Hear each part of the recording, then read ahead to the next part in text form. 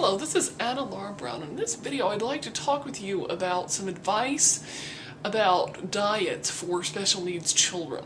So whether you're dealing with a child that has some form of autism or something else, chances are pretty good that either some kind of a doctor or medical or healthcare professional will recommend some kind of a diet to you, or maybe you've heard the buzz from other parents who have children with similar challenges about their diet needs. And some of the big diets that are out there include the gluten-free diet and also the quercetin-free diet.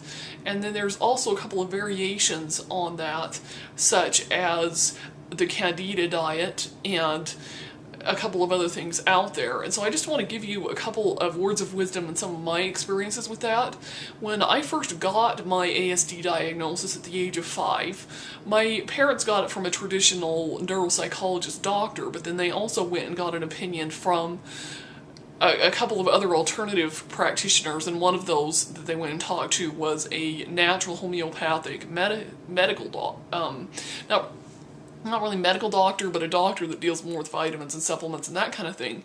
And that doctor actually put me for about 3 years on a really strict gluten-free and quercetin-free diet. And I have to say that it really was helpful for me, and I know that it's been helpful for a lot of other ASD children and children with allergies, severe asthma, ADHD, and other things too. But there also are mixtures of that. You don't necessarily have to be very strict and take your child off all forms of gluten, all forms of quercetin. I personally have found and have heard that the biggest culprit is white flour. So, you know, it does kind of vary according to child, but if you're having a hard time sticking to strictly gluten-free, you may want to try just serving your child only pure, organic, natural, whole grains and whole wheat, and not any kind of refined or white flour. Probably no white rice, in other words just brown rice instead, barley, oats, that kind of thing. And try that and see what that does, and if that doesn't really help, you know, you may need to go fully gluten-free. And I also recommend that you have your child be gluten-free first and keep the quercetin, so that's primarily the milk products, in the diet first, unless you happen to know that your child is sensitive to milk and lactose intolerant. You know, then that's a little bit of a different story. But if you're not aware or kind of not really sure how it's going to go, I would go gluten-free first and keep the milk in the diet.